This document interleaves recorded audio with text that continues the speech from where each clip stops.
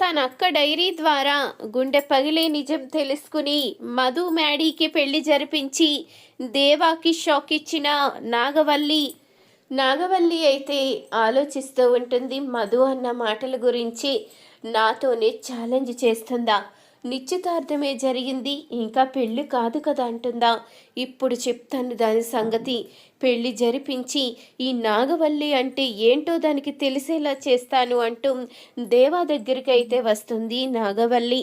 మనం వెంటనే పెళ్లి ముహూర్తాలు కూడా పెట్టిద్దాం బావా అంటూ అనంగానే, ఏంటి వల్లి ఇంత కంగారు పడుతున్నావు, అసలు వెంటనే పెళ్ళి అంటే మ్యాడీ అందుకు ఒప్పుకోవాలి కదా అంటూ అడుగుతూ ఉంటాడు దేవేంద్ర. అయితే వాణ్ణి ఒప్పించే బాధ్యత నాది, మనం మాత్రం వెంటనే పెళ్ళి కూడా చేసేయాలి, లేకపోతే ఒకవేళ చిన్ని తిరిగి వచ్చిన తర్వాత వాడి మనసు గనుక మారితే అప్పుడు మన పరిస్థితి ఏంటి, నిశ్చితార్థం జరిపించాం కానీ పెళ్లి చెయ్యలేకపోతే మనమిచ్చిన మాట సంగతి ఏంటి, అందుకనే చెప్తున్నాను అంటూ దేవా దగ్గర చెప్పి నాగవల్లి అయితే మ్యాడీ దగ్గరికి వస్తుంది. మ్యాడీ, మేము తొందరలోనే ముహూర్తాలు కూడా పెట్టించేస్తున్నాము, ఇక పెళ్ళి కూడా జరిగిపోతే మాకు ఎలాంటి ఇబ్బంది ఉండదు, అందుకని నీ దగ్గరకు వచ్చాను. నువ్వు ఏమనుకున్నా సరే నువ్వు మాత్రం ఇప్పుడు పెళ్ళికి ఒప్పుకోవలసిందే అంటూ నాగవల్లి అనంగానే, ఏంటి మమ్మీ మొన్న ఎంగేజ్మెంట్ అన్నారు, ఇప్పుడు పెళ్ళి అంటున్నారు, కనీసం నాకు కొంత సమయం కూడా ఇవ్వకపోతే నా పరిస్థితి ఏంటి, అసలు ఎందుకు మీరింత మొండి పట్టుదలగా ఉన్నారు, మీరు చెప్పినట్టే నేను నిశ్చితార్థానికి ఒప్పుకున్నాను, మరి అలాంటప్పుడు ఇంకేంటి, ఇంకా ఎందుకు మీరు నన్ను బాధ పెట్టాలని చూస్తున్నారు, ఏంటి మమ్మీ నేనంటే ఇష్టం అంటావు కదా, ఏంటిదంతా అంటూ మ్యాడీ అయితే బాధగా బయటికి వచ్చేస్తాడు. ఇంతలో మధు అయితే బయట ఉంటుంది. అప్పుడే మధుతో చెప్తూ ఉంటాడు, ఇంట్లో అప్పుడే పెళ్ళికి కూడా ముహూర్తాలు పెట్టించేస్తున్నారు, ఇక గట్టిగా ఒక వారం రోజుల్లో పెళ్లి ముహూర్తాలు పెట్టించాలని వాళ్ళు అనుకుంటున్నారు.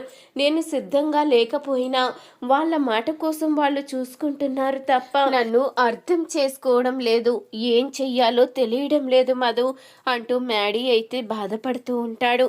నువ్వు బాధపడుకో మ్యాడీ, అంతా ఇక దైవ నిర్ణయం, మన చేతుల్లో ఏమీ లేదు, ఈ పెళ్లి జరగాలి అని రాసిపెట్టుంటే ఇక దాన్ని ఎవ్వరూ కూడా ఆపలేరు, ఒకవేళ నీకు శ్రేయకి రాసి లేకపోతే ఖచ్చితంగా ఏదో కారణంతో ఈ పెళ్ళి ఆగిపోతుంది, నువ్వు మాత్రం బాధపడుకో అంటూ ఇక మధు అయితే మ్యాడీకి ధైర్యం చెప్పి ఇక ఇంటికైతే వస్తుంది. ఇంటికి వచ్చి రూపానైతే పట్టుకుని ఏడుస్తూ ఉంటుంది.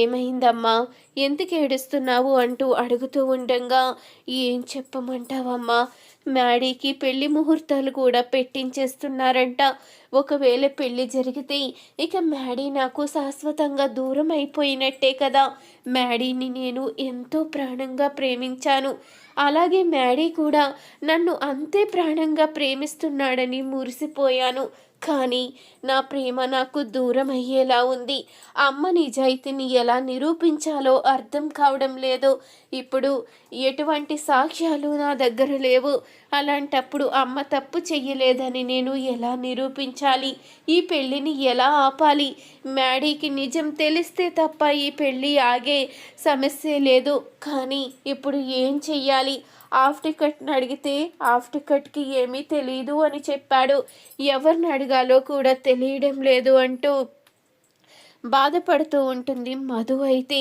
నువ్వు బాధపడకమ్మా, నీ ప్రేమ గొప్పది, మ్యాడీ బాబు ప్రేమ కూడా గొప్పది, మీ ఇద్దరూ ఖచ్చితంగా ఒకటవుతారు, మీ ఇద్దరూ దూరం అవ్వరు, ఆ దేవుడే మీ ఇద్దరిని ఒకటయ్యేలా చేస్తాడు అంటూ రూప అయితే మధుకి సర్ది చెప్తుంది.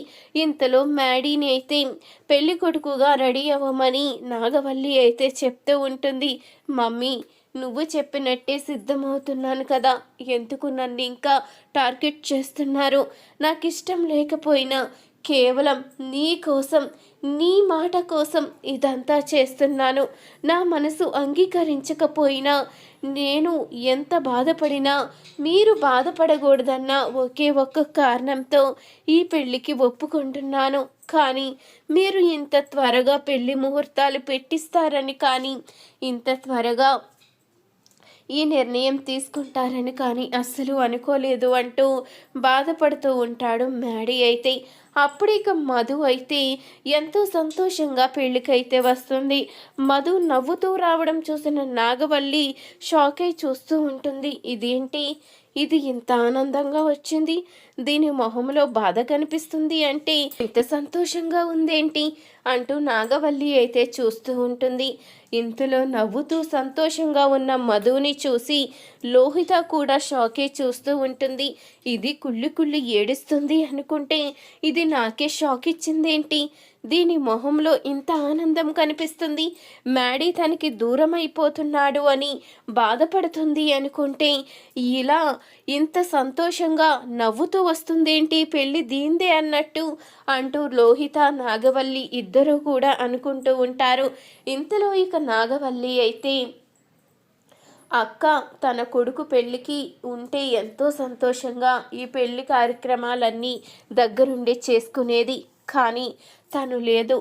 నేను తన చీర కట్టుకుని అక్కని మనసులో తలుచుకుని ఈ పెళ్ళి చేస్తే కనీసం అక్క ఆత్మ శాంతిస్తుందేమో అంటూ ఇక నాగవల్లి అయితే నిర్ణయించుకుంటుంది.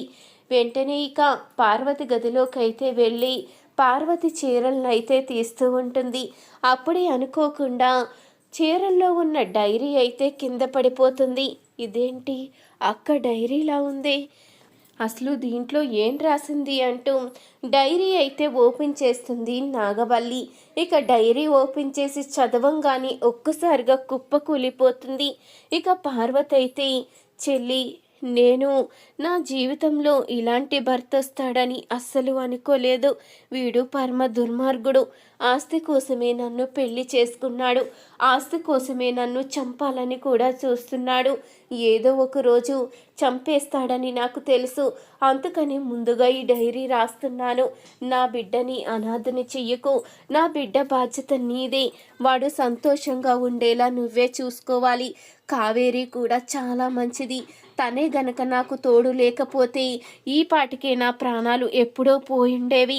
ఈ దుర్మార్గుడు కావేరిని కూడా బలవంతం చెయ్యబోయాడు.